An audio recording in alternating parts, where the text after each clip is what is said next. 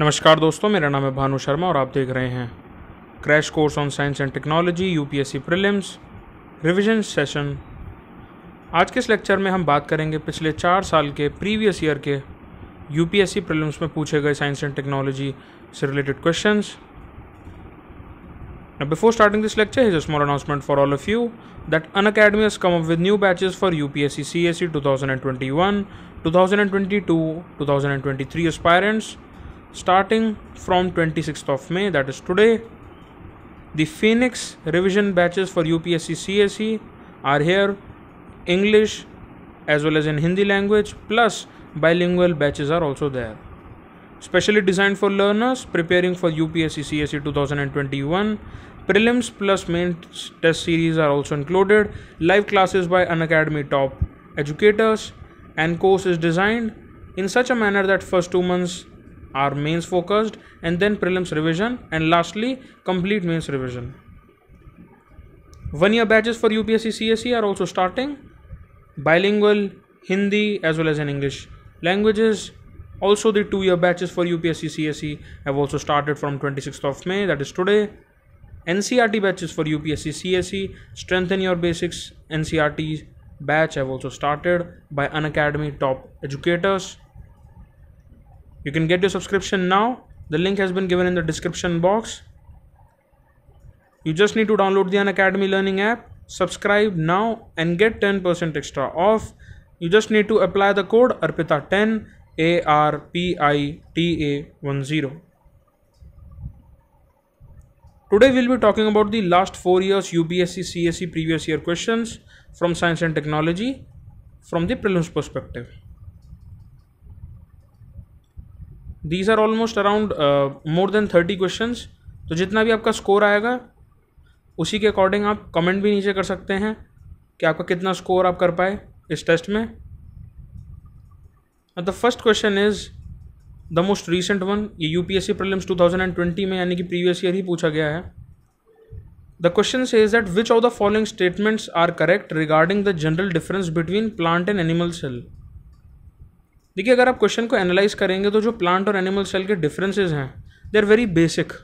यहाँ पर extensive knowledge की ज़रूरत नहीं है. यहाँ पर सिंपल जो जनरल साइंस है, जनरल बायोलॉजी है, उसी के ऊपर क्वेश्चन पूछा गया कि प्लांट और एनिमल सेल में क्या डिफरेंस है. So will be proceeding in a way कि जहाँ पे आपको 5 से 10 सेकेंड क्वेश्चन को देखने को मिलेगा and then I will be revealing the answer and explaining the facts. So time start now.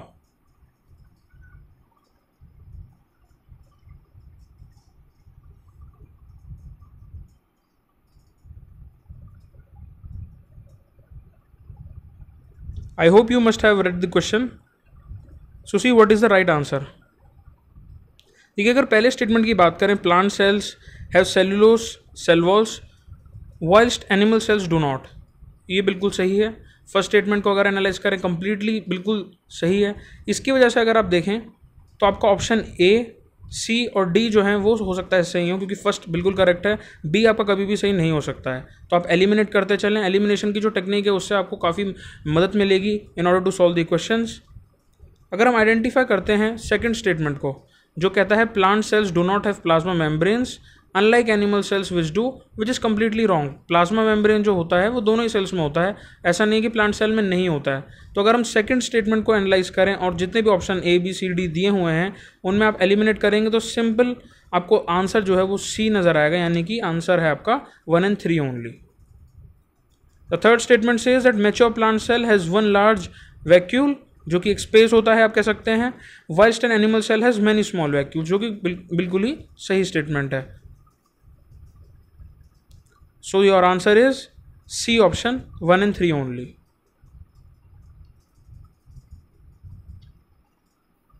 Now the next question says that in the context of recent advances in human reproductive technology, pro-nuclear transfer is used for.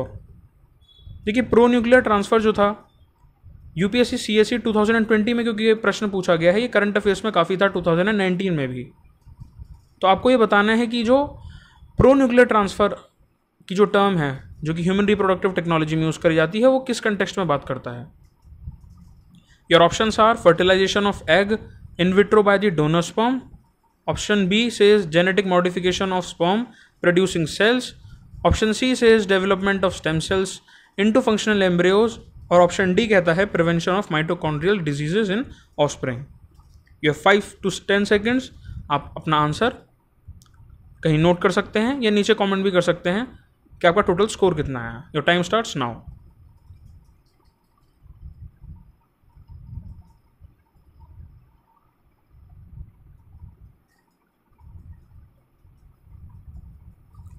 The answer is option D. अब ऐसा क्यों है? देखिए, जो pro nuclear transfer की जो technology है उसके अंदर किसी भी तरीके के स्टेम सेल्स का यूज़ नहीं होता है, ना ही उसमें कोई जेनेटिक मॉडिफिकेशन होती है, जैसे कई बार कंफ्यूज हो जाते हैं कैंडिडेट्स, और ना ही इसमें कहीं बात करी जाती है fertilisation of egg by the in vitro by the donor sperm.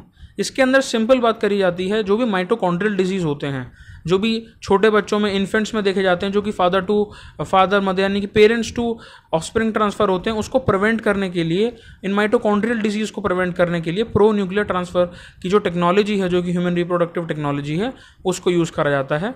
So you need to remember this. Now the next question is, what is the importance of using pneumococcal conjugate vaccines in India?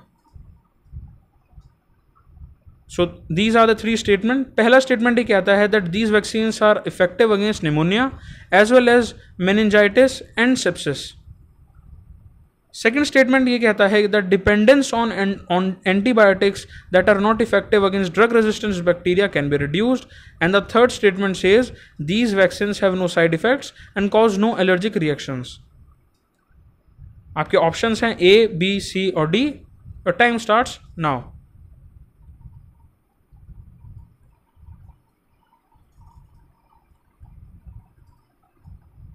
I hope you have read the statements and seen the options.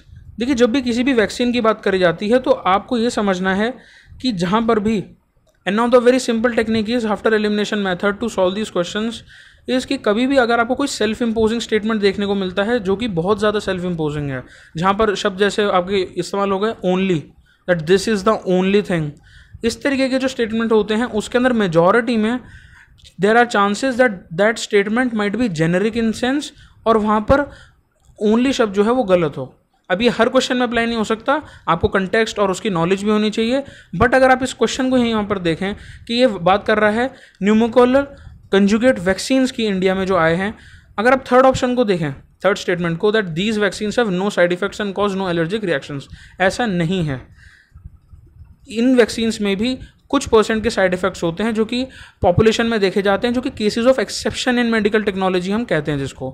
यानी कि अगर vaccines 1000 लोगों को दी जाएगी तो उसमें 1 या 2 ऐसे होंगे जिनको साइड इफेक्ट या एलर्जिक रिएक्शन के फॉर्म में वैक्सीन का साइड इफेक्ट दिखेगा, मैनिफेस्ट होगा.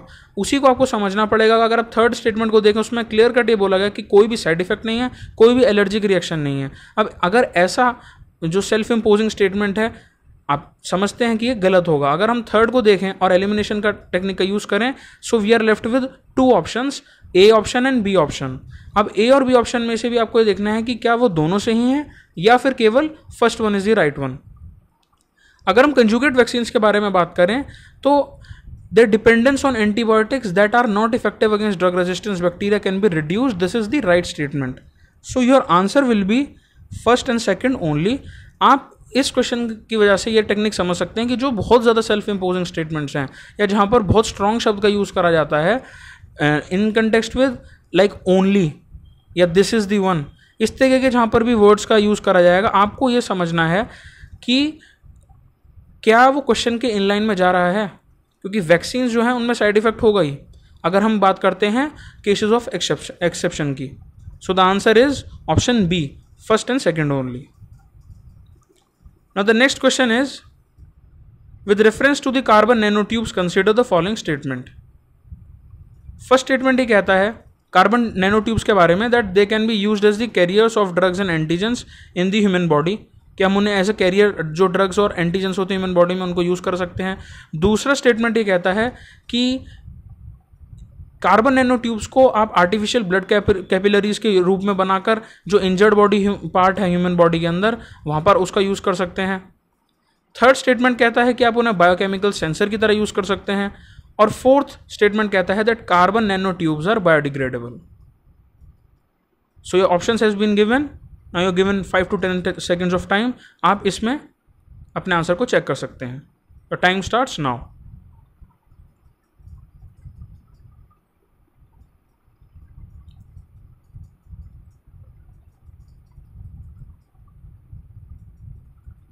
I hope you have read the statements. Now is the time to identify the answer. देखिए कार्बन नैनो ट्यूब्स में सिंपलेस्ट अगर इसमें बात करें तो कार्बन नैनो ट्यूब्स हैं वो आपकी सारी बायोडिग्रेडेबल होती हैं. बाय दिस आपका जो स्टेटमेंट 4 है वो करेक्ट हो जाता है. अगर आप इसके हिसाब से देखेंगे तो आपका जो आंसर ए है, जो आपका ऑप्शन ए है 1 and 2 ओनली, ये आपका आंसर नहीं हो सकता है, तो आप इसे एलिमिनेट कर सकते हैं. Now you left with 3 options B, C और डी. बी, सी और डी में अगर हम बात करें, अगर हम एलिमिनेशन का इस्तेमाल करें तो आपको ये पता होना चाहिए कि जो कार्बन नैनो ट्यूब्स हैं they can not be made into artificial blood capillaries किसी भी इंजर्ड ह्यूमन बॉडी पार्ट के लिए. अगर वो आर्टिफिशियल ब्लड कैपिलरीज नहीं बन सकती हैं, आपको समझ में आना चाहिए दैट कार्बन नैनो ट्यूब्स को आप ड्रग्स और एंटीजेंस के कैरियर के तरीके से यूज़ कर सकते हैं, लेकिन आर्टिफिशियल ब्लड कैपिलरीज का अभी उस लेवल पर एक्सटेंसिव यूज़ नहीं है, so you can not use that. यानी कि अगर आपका सेकंड स्टेटमेंट गलत है, क्योंकि सेकंड स्टेटमेंट में दिया हुआ है दे can be made into artificial blood capillaries, इसलिए आप सेकंड स्टेटमेंट को भी एलिमिनेट कर दीजिए. अगर आप सेकंड स्टेटमेंट को एलिमिनेट कर देते हैं और फोर्थ स्टेटमेंट को ट्रू के सेंस में समझते हैं कि हाँ कार्बन नैनो ट्यूब्स बायोडिग्रेडेबल हैं, तो आपके पास आंसर आएगा, आंसर इज सी ऑप्शन, यानी कि first, third and fourth only. Now the next question is consider the following statements. पहला स्टेटमेंट है genetic changes can be introduced in the cells that produce eggs और sperms of a prospective parent. Second statement says a person's genome can be edited before birth, यानी कि जब उनकी birth नहीं हुई है प्री मैच्योर स्टेजेस में ही जो ह्यूमन जीनोम है उसको एडिट करा जा सकता है, like your early embryonic stage. और थर्ड स्टेटमेंट ये कहता है that human induced pluripotent stem cells जो होते हैं they can be injected directly into the embryo of a pig. Now आपको स्टेटमेंट समझने हैं, you need to identify the statements, और इसके पॉइंट ऑफ पर्सपेक्टिव से आपको ऑप्शन करेक्ट वाला चूज करना है. सो time starts now.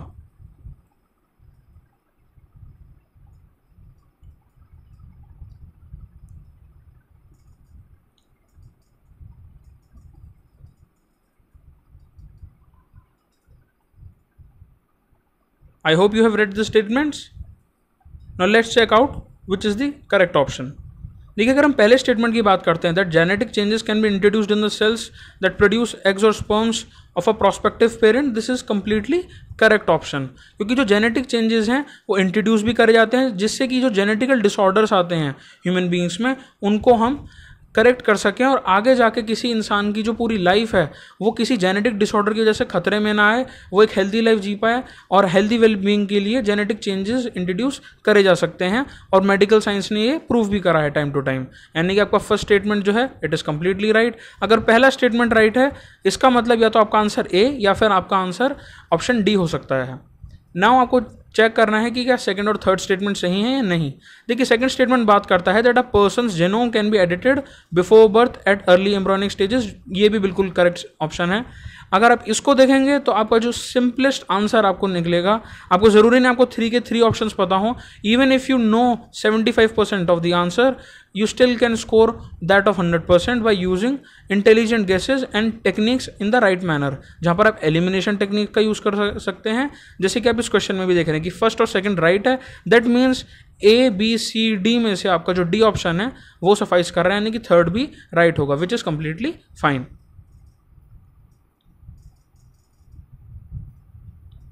Now the next question is, with the present state of development, artificial intelligence can effectively do which of the following?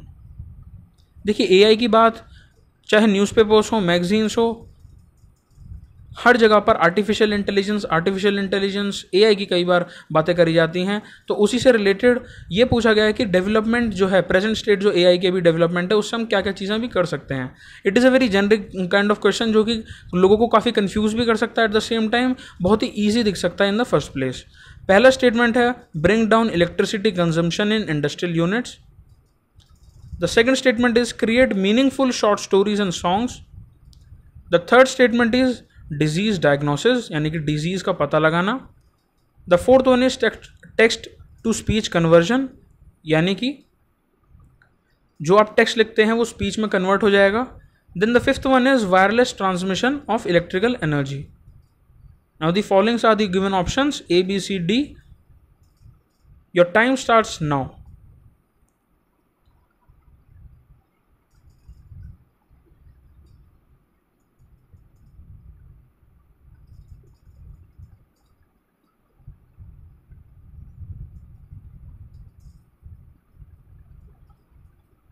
I hope you have read the options and the statements.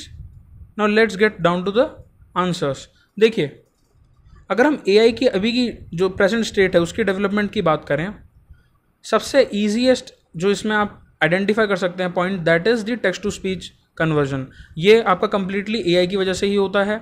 आपका जो wireless transmission है electrical energy का, that is also due to AI. You must have seen that there are gadgets coming in जिसमें कि wireless transmission of electrical energy easily possible है. फिर चाहे वो वायरलेस चार्जर्स हों या फिर वो वायरलेस इलेक्ट्रॉनिक टेक्नोलॉजीज़ हो, इलेक्ट्रॉनिक अप्लाइंसेज हों जिनमें वायरलेस ट्रांसमिशन हो जाता है इलेक्ट्रिकल एनर्जी का, जैसे आपके फैंस हो गए, जैसे आपका डॉक चार्जिंग सिस्टम हो गया. टेक्स्ट टू स्पीच कन्वर्जन भी AI की वजह से ही होता है आपका. और जो डिजीज़ हैं काफ़ी सारे, उनके डायग्नोसिस में भी आर्टिफिशियल इंटेलिजेंस का बहुत इंपॉर्टेंट रोल है. वहीं पे अगर हम बात करें जो बॉट टेक्नोलॉजी है, जहाँ भी आप बात करते हैं, जहाँ भी आप वेबसाइट पर जाते हैं, आपको कहीं पर हेल्प का कॉर्नर देखने को मिलता है. वहाँ पर ऑटोबॉट्स यूज़ करे जाते हैं, चैट बॉट्स यूज़ करे जाते हैं, which are also part of the artificial intelligence technology. इसलिए कई बार शॉर्ट स्टोरीज और गाने जो हैं, आपके जो सॉन्ग्स हैं, meaningful songs, not just any blubber, but meaningful जो शॉर्ट स्टोरीज हैं या सॉन्ग्स हैं, वो भी आपकी आर्टिफिशियल इंटेलिजेंस द्वारा बनाई जाती है. और आपका जो पहला पॉइंट है, bring down electricity consumption in industrial units, this is also done by the present development in the AI. That means कि आपके फर्स्ट, सेकेंड, थर्ड, फोर्थ और फिफ्थ, यानी कि पाँचों के पाँचों जो स्टेटमेंट्स हैं, they are right. That means आपका option D is the correct answer.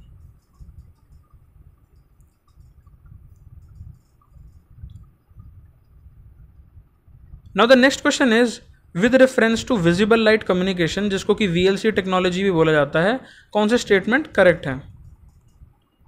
देखिए, visible light communication is something जो कि रिसेंटली न्यूज़ में भी रहा है, पिछले साल भी न्यूज़ में था, और हाल ही के 1 से 2 साल के बीच में ये करंट अफेयर्स में आता ही रहता है. So you should remember VLC technology which is known as the visible light communication technology.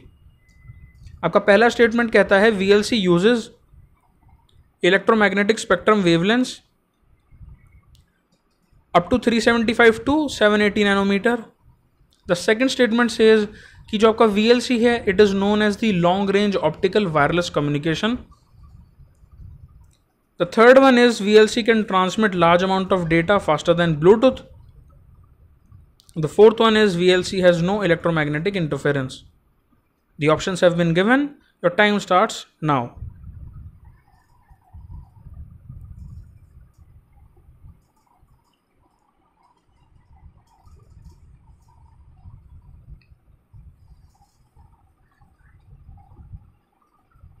I hope you have read the options and the statements.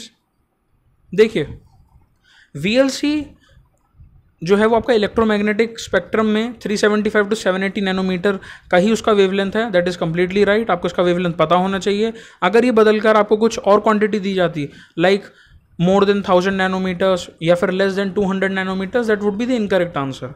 So you should first remember कि इसकी wavelength कितनी है. First statement is completely right. आपको ये पता होना चाहिए कि long range optical wireless communication में हम VLC को अभी प्रॉपरली इंडस्ट्रियल यूज़ में नहीं ला पाए हैं, बिकॉज VLC का जो यूज़ है, ऐसा माना जाता है कि जो ब्लूटूथ टेक्नोलॉजी है, जिसको कि आप ब्लूटूथ 5.0 के नाम से आज जानते हैं, 5.0 भी बोलते हैं, 5.0 भी बोलते हैं, जो मॉडर्न ब्लूटूथ टेक्नोलॉजी है, उसको सरपास करने के लिए VLC की जो टेक्नोलॉजी है वो बहुत कारगर हो सकती है, लेकिन ये लॉन्ग रेंज के लिए अभी इंडस्ट्रियल यूज़ में नहीं है.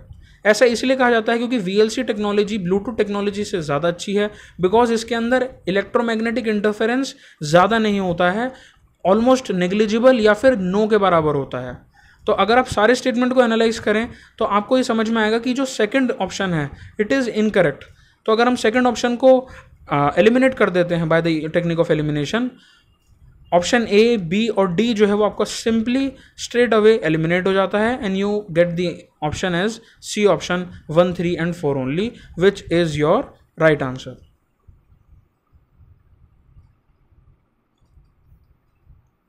Now the next question is, in India the term public key infrastructure is used in the context of.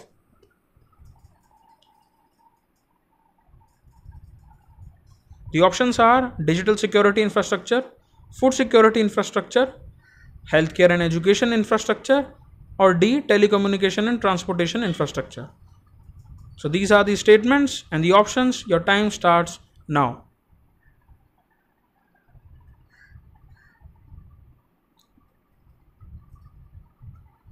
देखिए, पब्लिक की इंफ्रास्ट्रक्चर जो है उसको आपको पब्लिक इंफ्रास्ट्रक्चर से कंफ्यूज नहीं होना है.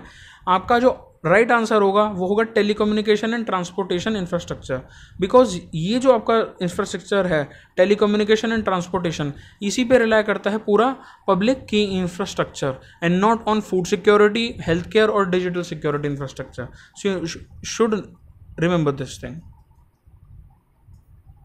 So the right answer is option D. Now the next question is, consider the following activities. आपको 3 स्टेटमेंट्स दिए हुए हैं. पहला है spraying pesticides on a crop field, यानी कि क्रॉप फील्ड के ऊपर पेस्टिसाइड्स का छिड़काव करना, स्प्रे करना. सेकंड है inspecting the craters of active volcanoes, जो एक्टिव वॉल्केनोज हैं उनके क्रेटर्स को इंस्पेक्ट करना, समझना, एनालाइज करना. Third one is collecting breath samples from spouting whales for DNA analysis. अभी की जो प्रेजेंट टेक्नोलॉजी है अगर हम उसे देखें तो which of the activities are successfully carried out, आपको ये बताना है. So statements are there, your options are there, your time starts now.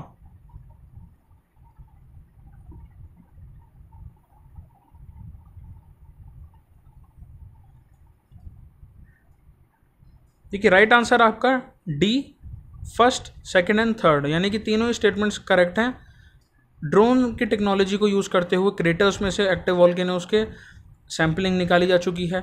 Breath samples भी निकाले जा चुके हैं डीएनए एनालिसिस के लिए फ्रॉम द वेल्स, कलेक्ट करे जा चुके हैं. प्लस जो स्प्रेइंग है पेस्टिसाइड्स की, तो अभी बहुत नॉर्मल हो गया है कि पेस्टिसाइड्स पे जो स्प्रे करे जाता है क्रॉप फील्ड में, जो स्प्रेइंग है वो ज़्यादा ड्रोन से ही की जाती है, क्योंकि बड़े लेवल पर ऊपर से वास्ट कवरेज के साथ ड्रोन जो है वो बहुत अच्छी यूटिलिटी प्रोवाइड करते हैं.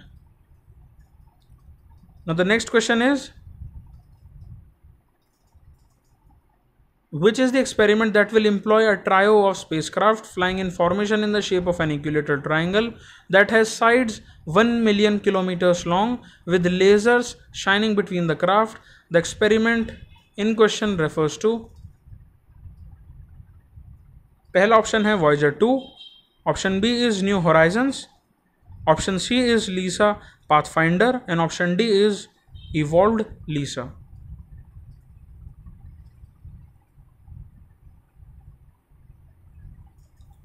The right answer is Evolved LISA. जो LISA प्रोजेक्ट था, this is the question which is related to the space tech. इस प्रोजेक्ट में बात करी जाती है Evolved LISA प्रोजेक्ट के अंदर, जहाँ पर जो स्पेस क्राफ्ट है it will be flying in formation in the shape of an equilateral triangle, जिसमें हर जो साइड है, हर इक्विलेटर, जो पूरा कंप्लीट इक्विलेटर ट्राइंगल जो फॉर्म करेंगे उसमें हर साइड आपकी 1 मिलियन किलोमीटर्स जितनी लंबी होगी, यानी कि उसकी टोटल लेंथ होगी. सो you should remember this. Now the next question is, the word Denisovan is sometimes mentioned in media in reference to. ये बहुत इंपॉर्टेंट क्वेश्चन है, बिकॉज BBC न्यूज़ चैनल पर और कई बड़े मैगजीन्स में भी आपको डेनिसोवन का जो वर्ड है ये आपको कई बार देखने को मिला है पिछले साल, 1.5 साल में. आपको इसका आंसर पता होना चाहिए. It has also comed in the UPSC exam previous year से 1 साल पहले. तो यू शुड रिमेंबर कि इसका मतलब जो है, इसका सिंपल मीनिंग क्या है. कई बार आपको जो टर्म्स है साइंस एंड टेक की, उनका सिंपलेस्ट मीनिंग भी पूछता है UPSC. इट्स नॉट अबाउट आपको हर बार फैक्ट्स याद होने चाहिए या आपको कंप्लीट मिशन की सिग्निफिकेंस पता होनी चाहिए. Sometimes it is very simple कि आप मीनिंग आपको पता हो वर्ड का. So here are the options. The first one is fossil of a kind of a dinosaur. Option B is an early human species. Option C is a cave, जो कि north east India में मिली. Option D is a geological period in the history of Indian subcontinent. Your time starts now.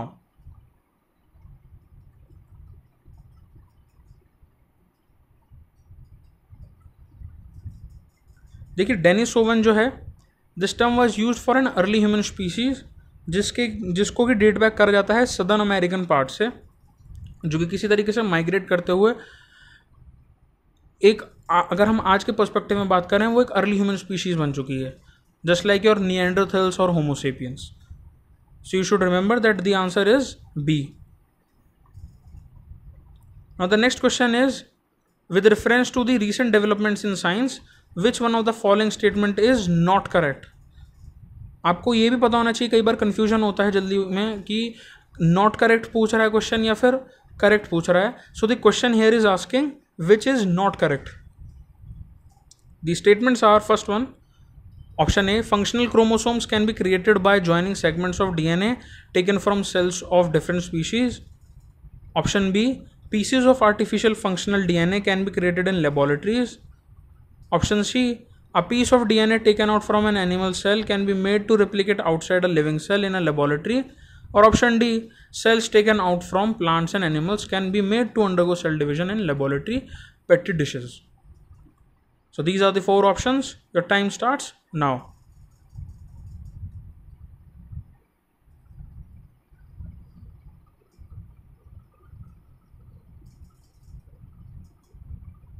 देखिए अगर हम सारे options को देखें तो ऑप्शंस में बात करी जाती है लेबोरेटरी के अंदर बायोलॉजिकल प्रोसेसेस कौन कौन से हो सकते हैं और कौन कौन से नहीं हो सकते हैं, और उसमें आपको आइडेंटिफाई करना है कि which of this is not correct. देखिए आर्टिफिशियल फंक्शनल DNA के जो पीसेस हैं उनको क्रिएट करा सकता है लेबोरेटरी में, दिस इज कम्प्लीटली राइट, ऐसा हुआ है. प्लस एनिमल सेल को रेप्लिकेट बाहर करा जा सकता है लेबोरेटरी में पेट्री डिशेज में, दैट इज ऑल्सो राइट, ऐसा हुआ है. Plus cells can be taken out from plant and animal can be made to undergo cell division, जो कि कई बार करा जाता है लेबोरेटरी में, जहाँ पर सेल्स एक छोटे सेल के पोर्शन को निकाला जाता है, सेल को निकाला जाता है एनिमल या प्लांट सेल को, और सेल डिविजन करा जाता है, जैसे आप इन विट्रो फर्टिलाइजेशन देखते हैं उन सारे सिनेरियोज में, जहाँ पे आपको इसके एप्लीकेशन टेस्ट ट्यूब बेबीज में भी देखने को मिलेगी. बट ये कहना कि जो फंक्शनल क्रोमोसोम्स हैं उन्हें बनाया जा सकता है bye joining the segments of DNA, ये बिल्कुल गलत होगा, बिकॉज फंक्शनल क्रोमोसोम्स को जोड़कर क्रिएट करना सेगमेंट्स को DNA को काट के, ऐसा इम्पॉसिबल है विद द प्रेजेंट टेक्नोलॉजी. हो सकता है फ्यूचर में पॉसिबल हो जाए, लेकिन अभी उस लेवल की इंट्रिकेसी और कॉम्प्लेक्सिटी को मेडिकल साइंस उस लेवल पर नहीं सॉल्व कर पाया है. So your answer which is not correct out of this four option, यानी कि आपका इस क्वेश्चन में जो राइट आंसर है, जो सही नहीं है, वह है आपका option A, functional chromosomes can be created by joining segments of DNA taken from cells of different species. Now the next question is, RNA interference technology has gained popularity in the last few years. Why? These four statements are, first is, it is used in developing gene slicing therapies. The second one is, it can be used in developing therapies for treatment of cancer. The third one is, it can be used to develop hormone replacement therapies. And the fourth one is, it can be used to produce crop plants that are resistant to virtual pathogens. So these are your four options, four statements and four options. Your time starts now.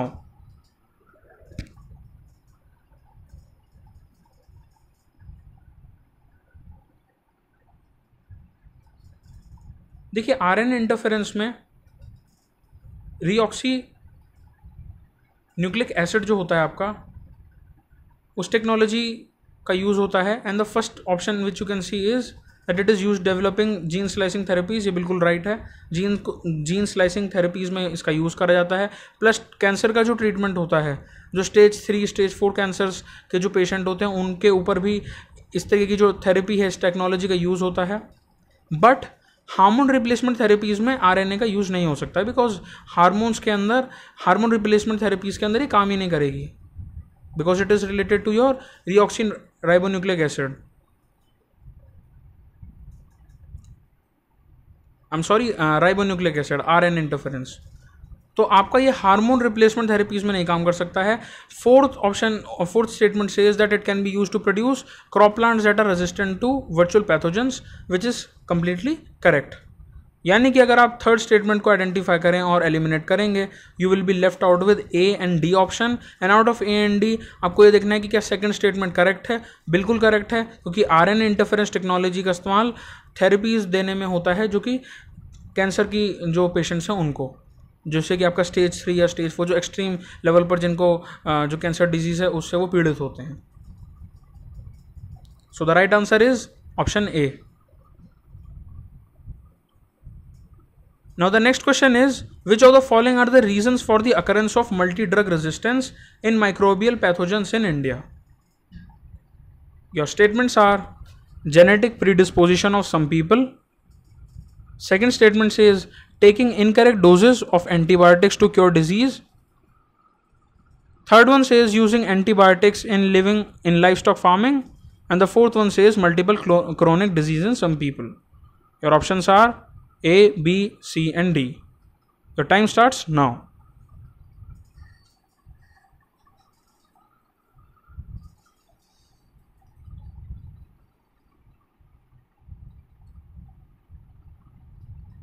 देखिए, multi drug resistance जो भी microbial pathogens में होती है, इसकी problem Indian society में और India में बहुत ज़्यादा है। और इसके लिए आप कई बार आर्टिकल्स भी देखेंगे हिंदू के एडिटोरियल में जो फ्रीक्वेंटली कई बार आते हैं, बिकॉज मल्टी ड्रग रेजिस्टेंस की जो प्रॉब्लम है वो माइक्रोबियल पैथोजेंस में काफ़ी देखने को मिल रही है। लेकिन इसका कहीं से कहीं तक लेना देना नहीं है जेनेटिक प्रीडिस्पोजिशन से, क्योंकि जेनेटिक प्रीडिस्पोजिशन एक जेनेटिकल पार्ट में आ जाता है, उसका कोई भी रीज़न नहीं है रेजिस्टेंस से रिलेटेड। कई बार क्या होता है कि जो लोग हैं या जो पेशेंट्स हैं, व्हाट दे डू इज़ वो इनकरेक्ट डोजेज ले लेते हैं, वो भी इनकरेक्ट टाइम्स पे एंटीबायोटिक्स की, जिससे कि उनके जो डिजीज़ है वो सही हो जाएं। अब उन इनकरेक्ट डोजेज से होता ये है कि जो आपके जो माइक्रोब्स हैं वो ड्रग रेजिस्टेंट हो जाते हैं, और एक ड्रग से रेजिस्टेंस नहीं होते हैं, उनके पास मल्टी ड्रग रेजिस्टेंट हो जाते हैं। यानी कि अगर आप एक गोली या बहुत सारी जो 3-4 आप अगर मेडिसिन या दवाइयाँ लेते हैं बहुत बार इनकरेक्ट डोजेज में, तो ड्रग रेजिस्टेंट हो जाते हैं। उसकी वजह से क्या होता है कि जो मल्टी क्रोनिक डिजीज़ होते हैं जैसे कुछ लोगों में, यानी कि एक से ज़्यादा डिजीज़ हो गए, उसमें भी वो डबल अमाउंट में जो है मेडिसिन यूज़ करते हैं, गलत डोज में यूज़ करते हैं, उसकी वजह से माइक्रो जो है आपका वो रेजिस्टेंट हो जाता है, यानी कि वो उस मेडिसिन से प्रभावित नहीं होगा उतना। इसका एक पार्ट ये भी है दैट कई बार लाइवस्टॉक फार्मिंग में भी एंटीबायोटिक्स का बहुत ज़्यादा यूज़ होता है इंडिया में, उसकी वजह से भी आप देखेंगे कि मल्टी ड्रग रेजिस्टेंस की प्रॉब्लम बढ़ती जा रही है।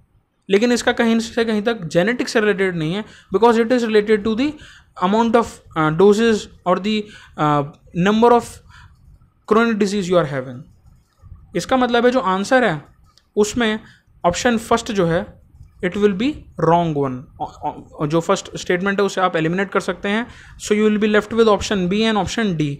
ऑप्शन बी और डी में आपको ये पता लगाना है कि इज ऑप्शन 4 राइट और रॉन्ग। ऑप्शन 4 जो है आपका multiple chronic disease in some people, it is completely correct, यानी कि आपका आंसर होगा ऑप्शन डी 2, 3 एंड 4।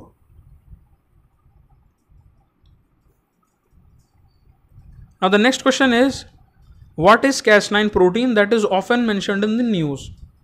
ये थोड़ा सा 2 years बैक का है, थोड़ा सा पुराना है, but still it is very important because ये अभी भी पूछा जा सकता है। कई बार UPSC doesn't have this tendency to repeat the question very often, but in state PCS you might find this question once again, that what is Cas9 protein that is often mentioned in the news. The first statement is, और the option is a molecular scissor used in targeted gene editing. Gene editing के अंदर जो हम molecular scissor use करते हैं for targeted cutting या editing, वो है Cas9 प्रोटीन। या फिर ये एक बायोसेंसर है जो कि पैथोजेंस जो होते हैं पेशेंट्स में उनको डिटेक्ट करने के लिए, या फिर ये एक जीन है जो कि प्लांट को पेस्ट रेजिस्टेंट बनाता है, या फिर ये एक हर्बिसाइडल सब्सटेंस है जो कि GMO या जेनेटिकली मॉडिफाइड क्रॉप्स में यूज़ होता है। So these are your options, you take your time and answer this question.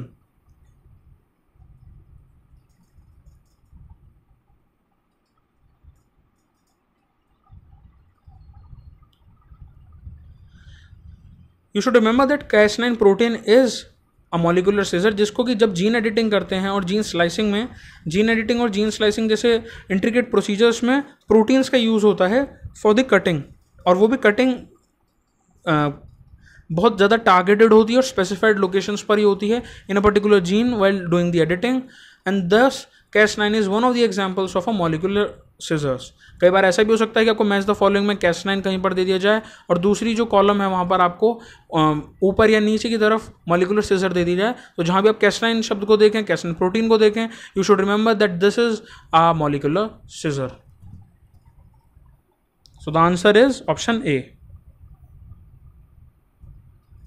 Now the next question is which of the following statement is not correct? ये भी एक is not correct वाला question है। The first option is hepatitis B virus is transmitted much like HIV.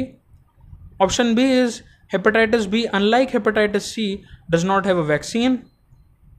Option C says globally the number of people infected with hepatitis B and C viruses are several times more than those infected with HIV.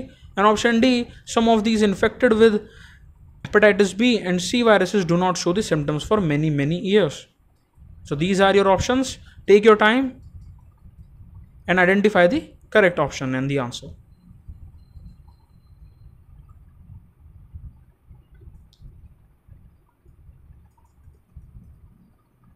देखिए, जब भी आपको इस तरीके का question आप face करें जहां पर इनकरेक्ट आपको स्टेटमेंट पूछा है, उसके अंदर बहुत ज़्यादा प्रोबेबिलिटी है that you will be able to guess the right answer and give the right answer. अगर हम सारे ऑप्शन ए, बी, सी और डी में से देखें, आपको पता होना चाहिए दैट हेपेटाइटिस बी और हेपेटाइटिस सी दोनों के लिए ही वैक्सीन्स अवेलेबल हैं। ये कहना कि हेपेटाइटिस बी के लिए हेपेटाइटिस सी की तरह वैक्सीन अवेलेबल नहीं है, ये कम्प्लीटली एक गलत स्टेटमेंट है। सो आपका ये जो क्वेश्चन है इसमें option B is the incorrect statement, जो कि इसको सही बना देता है from the perspective of the question. Now the next question is that with reference to the communication technologies what is or are the difference or the differences between long term evolution, जिसको कि LTE बोलते हैं, और voice over long term evolution, जिसको कि voice LTE बोला जाता है। आपके दो स्टेटमेंट्स दिए हुए हैं that LTE is commonly marketed as 3G and VoLTE is commonly marketed as advanced 3G. Second statement says that LTE is data only technology and voice LTE is voice only technology. The options have been given. Kindly give the right answer.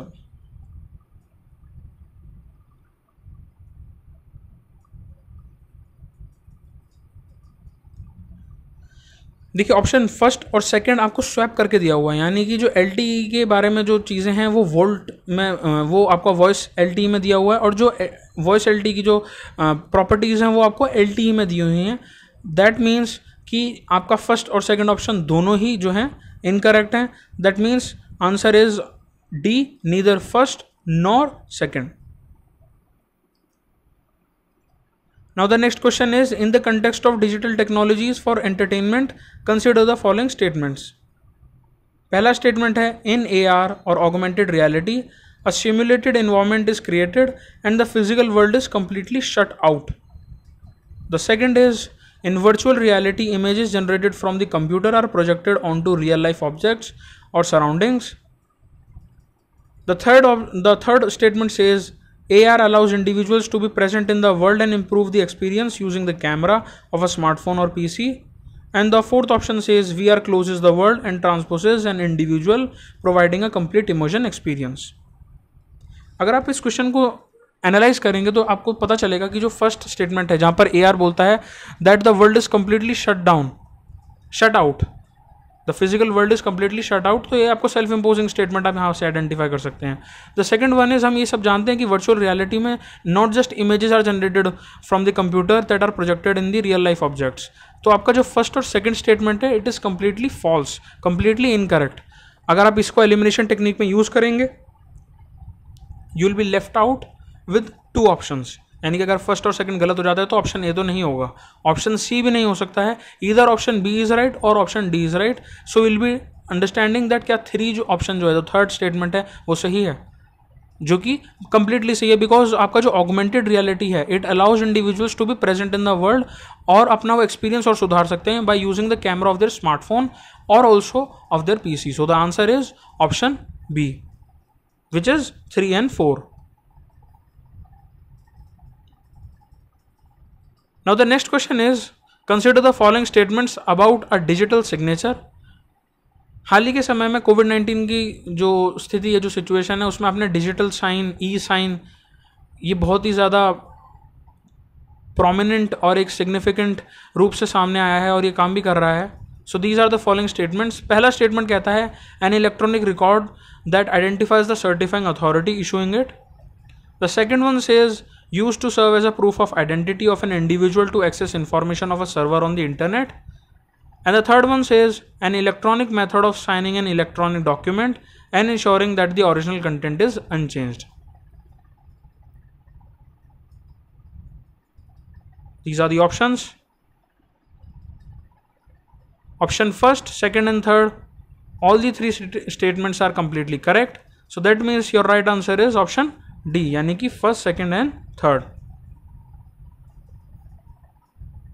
Now the next question is that in context of wearable technology, जो कि हम बहुत बार देखते हैं, जैसे smart watches हो गए, आपके स्मार्ट डिवाइसेस हो गए, in context with those kind of wearable technologies, which of the following tasks are accomplished by these wearable technologies?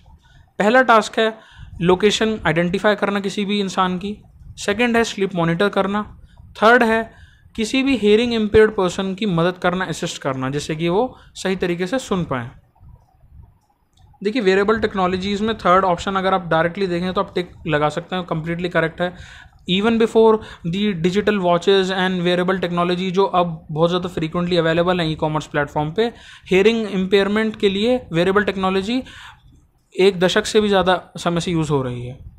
Second, sleep monitoring, calorie burn आपने कितनी करी है, स्लीप मॉनिटरिंग जैसे काफ़ी सारे मोड्स होते हैं, which is completely right. And location identify करना because of the global positioning system, the GPS is also the correct option, यानी कि आपके तीनों स्टेटमेंट राइट हैं। These all three statements are correct. Option D is the right answer, first, second and third.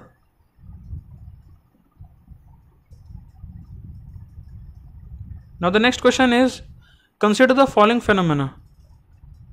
आपको statement दिए हुए हैं तीन। पहला स्टेटमेंट है light is affected by gravity, second statement है the universe is constantly expanding, third है matter wraps its surrounding space time. These are the four options. Which of the above is और are the predictions और the prediction of Albert Einstein's general theory of relativity, often discussed in media, also in documentary जो हम देखते हैं. So you need to identify the right answer.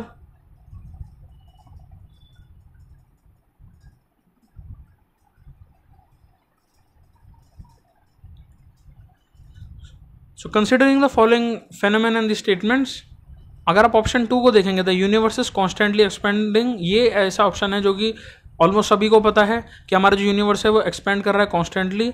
सो अगर आप इस पर टिक लगाते हैं, करेक्ट करते हैं, तो ऑटोमेटिकली आपके पास आंसर जो है या तो ऑप्शन ए या तो डी होगा और एलिमिनेट हो जाएगा बी और C option.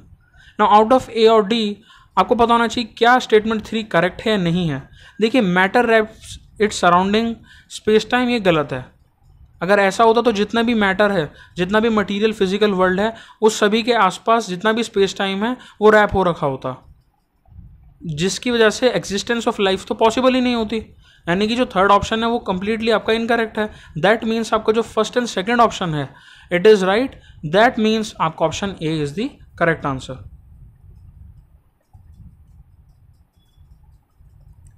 Now the next question is consider the following statements.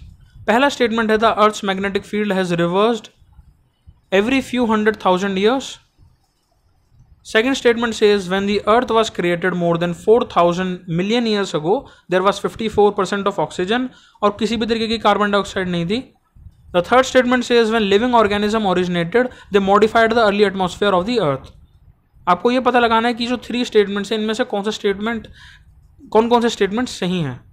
Your options are A only, option B is second and third only, option C states 1 and 3rd only, and option D states 1st, 2nd and 3rd.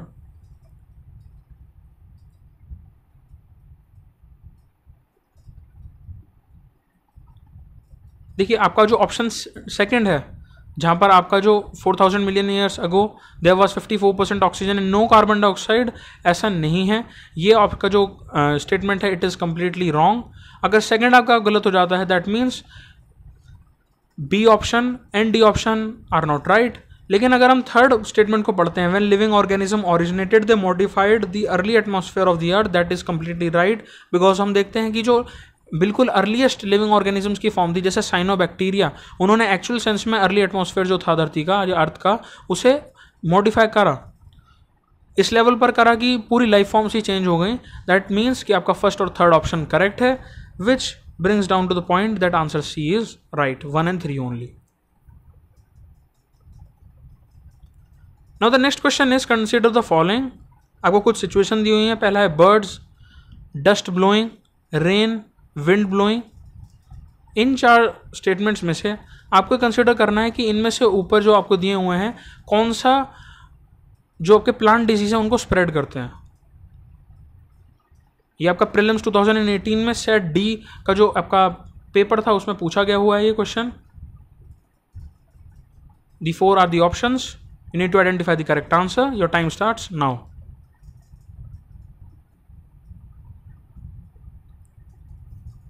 The right answer is option D. देखिए चारों ही चीज़ें जो हैं, चाहे birds हों या आपकी उड़ती हुई जो धूल होती है जिसको ब्लोइंग डस्ट कह सकते हैं, जो आपका रेन है या जो आपकी विंड ब्लोइंग है, उन सभी चारों कारण की वजह से आपके जो प्लांट्स में डिजीज होते हैं वो स्प्रेड होते हैं। That means option D is the right answer. Now the next question is, which of the following leaf modifications occur in the desert areas to inhibit water loss? It is a very simple question. इससे ये भी पता चलता है कि ऐसा नहीं है कि हमेशा ही कॉम्प्लेक्सिटी वाले क्वेश्चंस पूछे जाते हैं, कई बार सिंपलेस्ट मीनिंग वाले जनरल जेनेरिक क्वेश्चंस भी यूपीएससी आस्क्स। अब लीफ मॉडिफिकेशंस कौन सी होंगी जहां भी डेजर्ट एरिया होगा जिससे कि वाटर लॉस कम हो? पहला स्टेटमेंट है hard and vaccine leaves, second statement है टिनी लीव्स, थर्ड स्टेटमेंट है thorns instead of leaves. Your right answer is तीनों ही चीज़ें, तीनों ही मॉडिफिकेशन होती हैं, यानी कि first, second and third. That is the reason कि जो भी डेजर्ट एरिया में आपको देखने को मिलेंगे जो भी प्लांट्स, उनकी लीफ मॉडिफिकेशन जैसे कि कैक्टस हो गया, उन सभी की मॉडिफिकेशंस में आप देखेंगे उनकी हार्ड या वैक्सी लीव्स होंगी, छोटी लीव्स होंगी और लीफ थॉर्न्स में मॉडिफाई हो जाएंगे जिससे कि सरफेस एरिया छोटा हो जाए, कम हो जाए और ट्रांसपिरेशन कम हो, वाटर लॉस कम हो। Now the next question is, in which of the following areas can GPS यानी कि global positioning system technology can be used? पहला है फोन या मोबाइल ऑपरेशंस में, सेकंड है बैंकिंग ऑपरेशंस में, थर्ड है controlling the power grids. This is also relatively easier question in comparison with the other questions that UPSC mostly asks.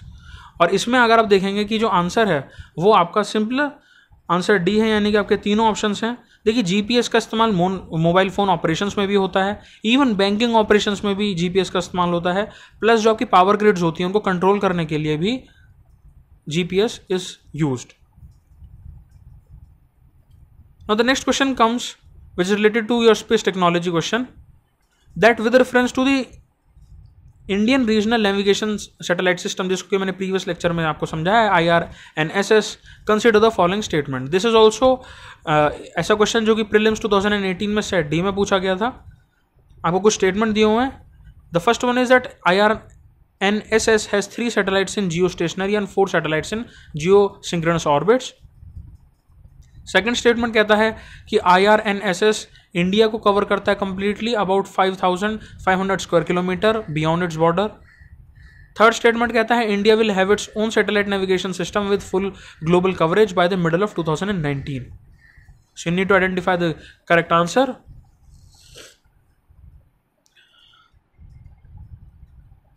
देखिए out of the 3 given statements only the first one is right. Second one में IRNSS entirely India को cover अभी नहीं कर पाता है, because जितना square kilometre का एरिया दिया हुआ है that is not right, it is not correct. Third statement में ये कहना कि India will have its own satellite navigation system with full global coverage by the middle of 2019, देखिए क्वेश्चन क्योंकि 2018 में फ्रेम करा गया था, तो आपको ये नहीं देखना कि 2019 के पर्सपेक्टिव में ये राइट है या रॉन्ग है। यू शुड जस्ट रिमेंबर कि IRNSS जो है उसकी 3 सैटेलाइट्स हैं, जिसमें से कि एक जियो स्टेशनरी में और 4 सैटेलाइट्स जो हैं टोटल, जो 3 सैटेलाइट्स हैं they are in geostationary and 4 are in geosynchronous orbits. That means your option A is the right answer, that is first only. Now the next question is, with reference to India satellites launch vehicles consider the following statement. पहला है PSLV launch satellites useful for Earth resources monitoring, whereas GSLV are designed mainly to launch communication satellites. Second statement कहता है satellites launched by PSLV appear to remain permanently fixed in the same position in the sky as viewed from a particular location on Earth. हमें जानते हैं कि जो second statement है वो right नहीं है, बिकॉज यहाँ पर आपका जियो स्टेशनरी की बात हो रही है और यहाँ पर आपको PSLV दिया हुआ है. तो सेकंड, अगर हम सेकंड स्टेटमेंट को एलिमिनेट कर दें, ऑप्शन बी हट जाएगा, ऑप्शन सी हट जाएगा, so you'll be left with option A and D. इधर फर्स्ट इज राइट और थर्ड इज राइट. अगर हम थर्ड में देखें, GSLV Mark 3 is a 4-stage launch vehicle with first and third stages using solid rocket motors and the second and fourth stages using liquid rocket engines, जो कि गलत है. देखिए GSLV Mark 3 में क्रायोजेनिक सिस्टम यूज होता है, solid और liquid use नहीं होता है. It is used in PSLV. तो इसका मतलब आपका थर्ड स्टेटमेंट भी करेक्ट नहीं है, यानी कि first is the only right answer. That means option A is the right answer. Now the next question is consider the following pairs. आपको मैच द फॉलोइंग टाइप में क्वेश्चन यूपीएससी कम ही पूछता है, लेकिन पूछता है स्टेट PCS में match the following या pair के जो क्वेश्चन है वो ज़्यादा पूछे जाते हैं. 2 columns are given, commonly used और अनवांटेड और कॉन्ट्रोवर्शियल केमिकल्स, जहाँ पर लिपस्टिक, सॉफ्ट ड्रिंक्स और चाइनीज फास्ट फूड दिया हुआ है आपको, और दूसरे कॉलम में दिया हुआ है consumed materials likely to be found in them. देखिए हम सब जानते हैं कि जो MSG होता है, जैसे आप Chinese food, fast food items में जो नूडल्स होते हैं उसमें MSG या मोनोसोडियम ग्लूटामेट जो है वो, जो कि सेहत के लिए बोला जाता है कि सही नहीं है, कंट्रोवर्सी इससे हमेशा सराउंड रहती है. सो दैट मीन्स कि थर्ड ऑप्शन जो है वो कम्प्लीटली सही है. प्लस अगर आप देखें कि सॉफ्ट ड्रिंक्स में भी कई बार ब्रोमिनेटेड वेजिटेबल ऑयल्स का यूज़ करा जाता है और उसे पैकेज ऐसा करा जाता है कि सॉफ्ट ड्रिंक बहुत हेल्दी है बाय दी मार्केटिंग एजेंसीज दो soft drink companies are using for their marketing campaigns. और ये भी बातें बहुत बार आप न्यूज़ में भी देखेंगे कि जो लिपस्टिक्स है उनके अंदर लेड का यूज़ होता है, स्पेशली वो लिपस्टिक्स जो बहुत ज़्यादा चीप क्वालिटी की हैं. प्लस कई बार ये भी बोला जाता है कि इनमें टाइटेनियम का भी यूज़ करा जाता है, which is even poisonous to the human skin as well as जो ह्यूमन बॉडी उसके लिए भी. सो दैट मीन्स कि आपका ऑप्शन फर्स्ट, सेकेंड और थर्ड तीनों ही करेक्ट हैं. So the answer is D, first, second and third. Now the next question is that OLEDs, जिनको कि ऑर्गेनिक लाइट एमिटिंग डायोड्स कहते हैं, are use to create digital displays in many devices. So what are the advantages of OLED displays over liquid crystal displays. पहला statement है that OLED displays can be fabricated on flexible plastic substrates. Second one is roll-up displays embedded in clothing can be made using OLEDs. And third says transparent displays are possible using OLEDs. देखिए जो तीनों ही statements हैं they are completely right. OLED जो है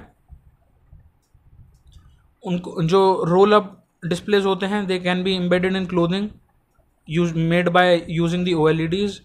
plus जो आपके transparent displays होते हैं, इवन आजकल अगर आप देखेंगे जो टेक्नोलॉजीज आ रही हैं टेलीविजन अप्लायंसेज में या जो बड़े इलेक्ट्रॉनिक अप्लायंसेज होते हैं डिस्प्ले वाले, उन सभी के अंदर OLEDs का इस्तेमाल होता है. That means option C is the right one, यानी कि आपका फर्स्ट, सेकेंड और थर्ड तीनों ही आपके स्टेटमेंट सही हैं. Now the next question is that in India is it legally mandatory for which of the two following to report on cyber security incidents. ये एक ऐसा क्वेश्चन है जो कि e governance, internal security, science and tech काफ़ी जगह पर आपको देखने को मिलेगा. तो आपको ये बताना है कि इंडिया के अंदर लीगली क्या ये मैंडेटरी है कि जो रिपोर्ट सबमिशन है साइबर सिक्योरिटी इंसिडेंट्स के ऊपर वो भेजी जाए, और भेजी जाए तो किसको भेजी जाए. The options are service providers, data centres and body corporate. Your time starts now. अगर हम आंसर को आइडेंटिफाई करें तो ऑप्शन डी होगा. सर्विस प्रोवाइडर्स, डेटा सेंटर्स और बॉडी कॉर्पोरेट तीनों ही राइट आंसर हैं. So the option will be D. Now last but not the least, what is the purpose of the evolved laser interferometer space antenna, जिसको कि LISA project कहा जाता है, which is very important to know. देखिए LISA project जो है, this project was started for detecting the gravitational waves. तो अगर आपको न्यूट्रिनो या फिर मिसाइल डिफेंस सिस्टम से तो इसका कोई लेना देना ही नहीं है. सोलर फ्लेयर को स्टडी करने से भी इसका कोई लेना देना नहीं है. It was made, this project was started to detect the gravitational waves specially with respect to the technology. आप इसको अगर आप कंप्लीट इसकी फुल फॉर्म जो है evolved laser interferometer space antenna, ये एंटीना ही इसलिए बना हुआ है, ये प्रोजेक्ट ही इसलिए काम करता है because It revolves around detecting the gravitational waves in the atmosphere. So the right answer is option B. So this was all for today. Stay safe and thank you.